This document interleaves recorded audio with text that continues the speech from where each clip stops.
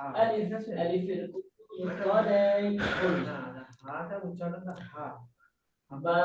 তাহলে ভাই আপনাদের সবক ছিল বা বা বা আলিফ থেকে দত বাদের নিচে পর্যন্ত। এক আলিফ থেকে ইফাত। দত পর্যন্ত ছিল, এবং আজকের নতুন সবক ত থেকে ইয়া পর্যন্ত দেওয়া হবে ইনশাআল্লাহ তাআলা।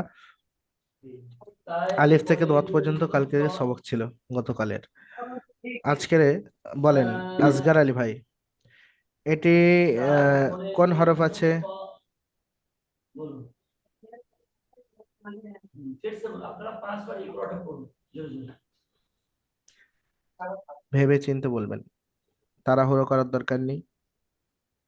এই প্রথমটা না দ্বিতীয়টা? আমি দাগ দিয়ে দিয়েছি, আপনি একটু স্ক্রিনে বড় করে নেন, দেখেন এই যে হরফটি আছে फिर से अलिफ अलिफ এটা अलिफ এটা যে জাল। अलिफ জাল, अलिफের মাশাআল্লাহ। কোনো ওটি নোক্তা জাল নেই। হলো, জোরে জোরে। এটি জাল হলো কেন? এটি জি এটি তো জাল হতে পারতো, ওটি জাল হলো না, ওটি জাল হলো কেন? এটি জাল হলো কেন? আর এটি জাল হলো না কেন বলেন? এই হরফটি জাল হয়নি কেন, একটা আর এটি জাল হয়েছে কেন? কি বলেন? এক নোক্তার জন্য ওটা জাল হয়েছে। জি, কোথায় আছে এক নুক্তা, নিচে না পেটে না উপরে? ওপরে ওপরে।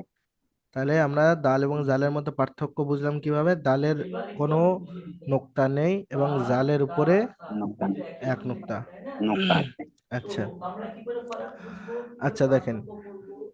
এটি বা কোন হরফ আছে? তার নিচে একটি নোক্তা আছে, বা ডাল। হা তার উপরে দুইটি এটি নোক্তা এটি আছে। এটি জি হামজার উচ্চারণ সবসময় জি জি জি নোক্তার পরিচয়টা সবসময় সঠিক রাখবেন, ঠিক আছে? এটা এটা ডালই তো হ্যাঁ হবে। ডাল না ভাই, ডাল হয়েছে এটি, এইবার এই আসি। হরফটি, এটি জাল। আচ্ছা, এটা এট- হচ্ছে এট- ডাল। বলুন এটি র। জোরে জোরে বলুন, আমার এই পাউস যে র। বুঝতে পারছেন তো? র, র। ভুলে গিয়েছেন আপনি? সকালে জোরে জোরে বলুন, এটা কি? আহ, মানে ইয়াদ দাল করতে পারছিলাম না। খেয়াল আসছে না, হ্যাঁ, দাল। এইটা খেয়াল করবেন। হ্যাঁ। দেখুন তা অক্ষরগুলো উনি খেয়াল কিন্তু যদি তা না করেন বলছে তাই কোরআন কি? শরীফ বুঝতে সমস্যা হবে, আপনি তার পড়তে পারবেন উচ্চারণটা না, বুঝতে পারছেন ভাই? হুম, হ্যাঁ। হুম। হুম। মানে যেটার তো আওয়াজ দেখেন তা এটি হলো আছে, র, তার উচ্চারণটা আমি বলে দিই শুনুন। র। ঠিক আছে। তার উচ্চারণ আর হচ্ছে এটি হলো, জিভের আগা, জিভের আগা উপরের দাঁতের গোড়ায় থেকে তা উচ্চারণ হবে। বুঝতে পারছেন সামনে? বুঝতে পারছি। আমার কথাটা বুঝতে পারছেন কি? জি আমি এর পরের পড়াটা দিয়ে দিচ্ছি। জি যার পরে যেটা আপনারা বুঝতে পারেন বলবেন। এটা হচ্ছে যা। যা, মাশাআল্লাহ, ঠিক আছে, এটি হলো যা। এবার আমি বলছি শুনুন।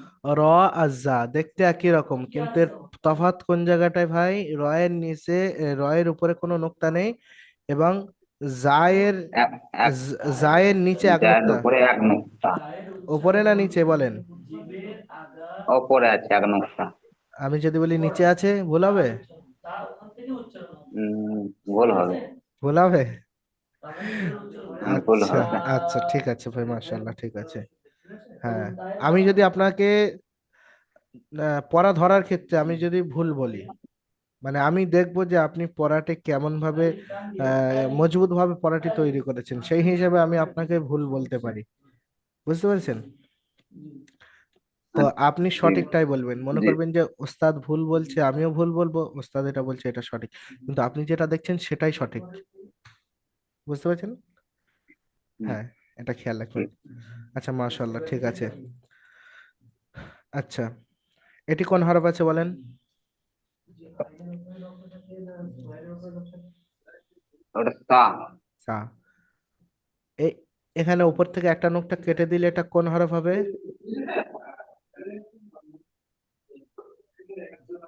এটা তা। তা। আসসালামু আলাইকুম আর স্যার। এখানে তিনটে নোকতা সব কেটে দেওয়া হলো, নিচে একটা নোকতা জয়েন করা হলো, একটা নোকতা, মনে করেন এখানে একটা নোকতা আছে, উপরে কোনো নোকতা নেই, উপরে নোকতা নেই, তো এটা কি হবে? ওটা বা। বা হবে। বা হবে। জি, মাশাআল্লাহ, ঠিক আছে। আচ্ছা, এটি কোন হরফ আছে?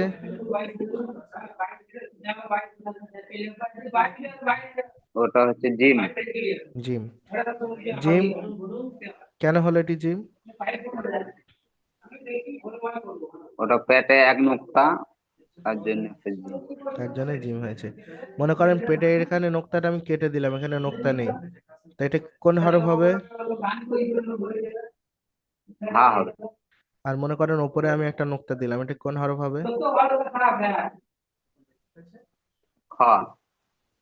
বুঝতে পেরেছেন এবারে? জি, গতকালকে আপনাকে এই সবকটা আমি বুঝিয়েছিলাম, মাশাআল্লাহ আপনার ইয়াদ আছে। তাহলে আজকের নতুন সবক দেয়া যাক। আচ্ছা, আব্দুল কাদের ভাই, আপনি বুঝতে পেরেছেন আলিফ থেকে এ পর্যন্ত যেহেতু আপনি হরফ চেনেন, এটি হলো আলিফ, টান হবে না, আলিফ কোনো সময় টান হবে না, তাড়াতাড়ি পড়বেন। আলিফ, এটা হলো বা, তারপরে হরফটি হলো তা, তারপরে হরফটি হলো সা, তারপরে হরফটি হলো জিম, তারপরে হরফটি হলো হা, তারপরে হরফটি হলো খ, তারপরে হরফটি হলো দাল। আমাদের ভাই ভাই বেরিয়ে গিয়েছেন, গ্রুপ থেকে বেরিয়ে গিয়েছেন, নেটওয়ার্কের সমস্যা হচ্ছে মনে হচ্ছে সম্ভবত। তো চলেন আমরা নতুন সবকের দিকে এগিয়ে যাই।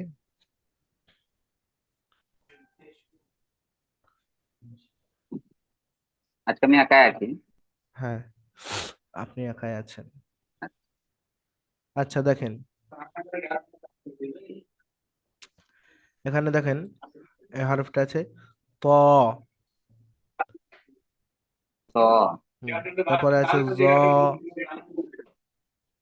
জ, আইন, আইন, গাইন, গাইন, ফা, ফা, কফ, কফ, কাফ, কাফ, লাম, লাম, মিম, মিম, নুন, নুন, ওয়াও, ওয়াও, হা, হা, হামজা, হামজা, ইয়া। ইয়া।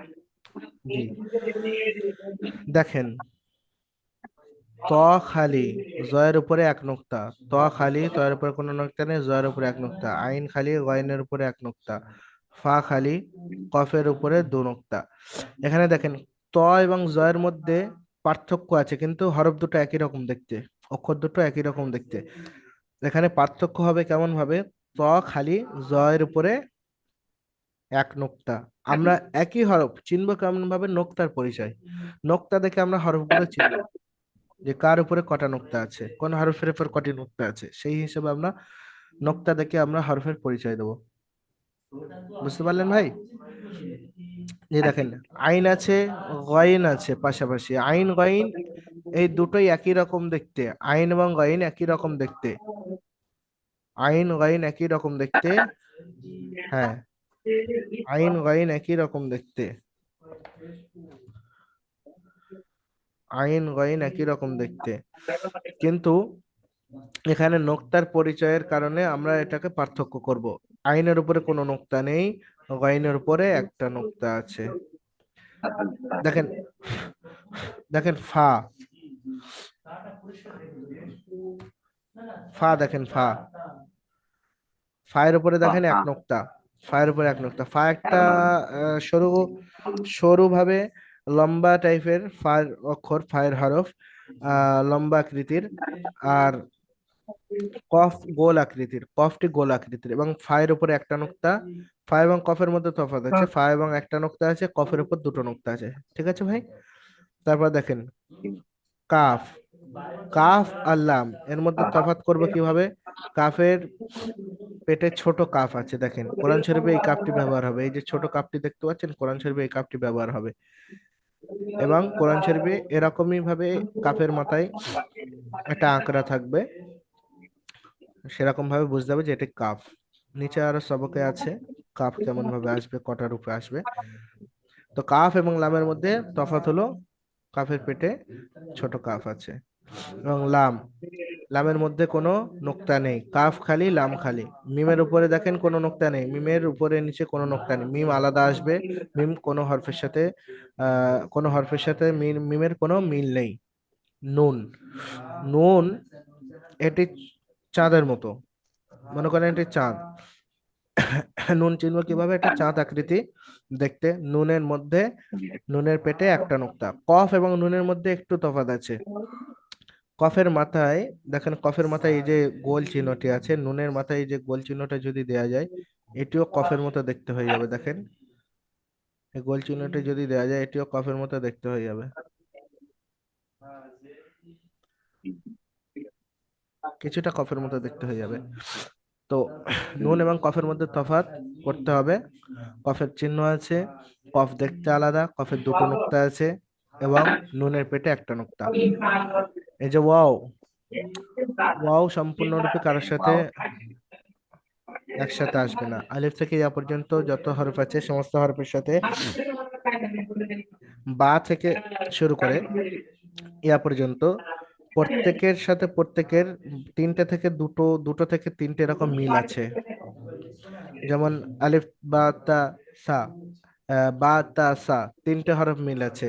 নোক্তার পরিচয় তাদেরকে আমরা চিনবো, কোনটা বা, কোনটা তা, কোনটা সা। জিম হা খ, তিনটে মিল আছে এবং নোক্তার পরিচয়ে হা কোনটা, খ কোনটি এবং জিম কোনটি আমরা সেটা চিনে নেব। তারপরে আছে দাল জাল, একই রকম দেখতে, নোক্তার পরিচয় দুটো আছে।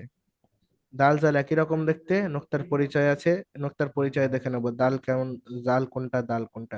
র জা একই রকম, কিন্তু সেগুলো নোক্তার পরিচয় আমরা চিনবো। সিন শিন একই রকম দেখতে, নোক্তার পরিচয়ে আমরা চিনে নেব। তো প্রত্যেকটির সাথে প্রত্যেকটির মিল আছে। ওয়াও হা, ওয়াও হা, হামজা আর আলিফ এবং মিম, এই কটি অক্ষরের কারোর সাথে মিল নেই। বুঝতে পারলেন ভাই? তো দেখেন জি ওয়াও জি। খালি, ওয়াও খালি, হা খালি, হামজা খালি এবং ইয়ার নিচে দু নোক্তা, এখানে ইয়ার নিচে দুটো নোক্তা নেই, ইয়ার নিচে দুটো নোক্তা থাকে। কোরআন শরীফে দেখবেন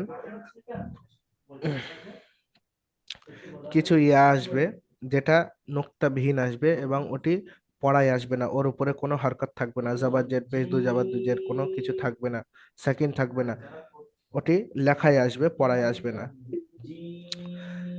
এবং ওয়াও আসবে কোরআন শরীফে এরকম, যেটির উপরে কোনো হরকত থাকবে না। আলিফ আসবে এরকম, যেটির উপর কোনো হরকত থাকবে না।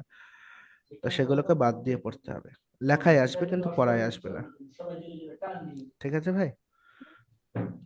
জি, জি। তো আপনাদের সবক, দ্বিতীয় সবক মুফরাদাদের ত থেকে ইয়া পর্যন্ত আপনারা 31 নম্বরের সবক শুনিয়ে দেবেন, আমরা পিডিএফ পাঠিয়ে দেবো ইনশাল্লাহ আমাদের নতুন কিতাবের।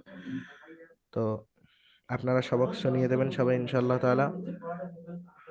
আব্দুল কাদের ভাই বুঝতে পেরেছেন ভাই? জি জি। সবক বুঝতে পারছেন আলিফ থেকে ইয়া পর্যন্ত? গতকাল আমি আগামীকাল শুনবো ইনশাল্লাহ। 31 নম্বরের আলিফ থেকে ইয়া পর্যন্ত সবকটি শুনিয়ে দেবেন। কেমন ভাবে শোনাবেন? প্রথমে আপনারা এক থেকে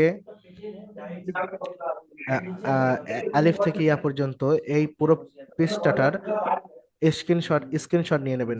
ঠিক আছে, হোয়াটসঅ্যাপে যখন আপনাদের কিতাব চলে যাবে স্ক্রিনশট মেনে নেবেন। স্ক্রিনশট তুলে নেওয়ার পরে তারপরে আপনারা 31 নাম্বার যেটা আছে গ্রুপের মধ্যে, 31 নাম্বার, চারটে নাম্বার আপনাদের হেল্পলাইন নাম্বার দেওয়া হয়েছিল, 31 নাম্বারটা সেভ করবেন, করে ওতে ওই নাম্বারটিতে আপনারা এই স্ক্রিনশটটা শেয়ার করবেন, শেয়ার করে আপনারা ভয়েসে আপনাদের পড়াটা শুনিয়ে দেবেন। ঠিক আছে ভাই? ঠিক, ওকে। জি, আপনাদের ক্লাস এই পর্যন্ত। আসসালামু আলাইকুম ওয়া রাহমাতুল্লাহি ওয়া বারাকাতুহু। দোয়া করবেন, আমরা আপনাদের জন্য দোয়া করব ইনশাআল্লাহ তাআলা। আপনারা অবশ্যই সহিভাবে কোরআন শরীফ শিখতে পারবেন। আল্লাহ তাআলা আপনাদের সহিভাবে কোরআন শরীফ শেখার তৌফিক দান করুন।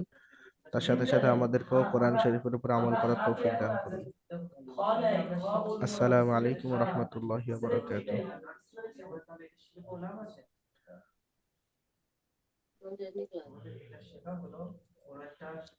এখন আমরা হাতে বুঝতে পেরেছি, আমাদের হাতেই থাকবে,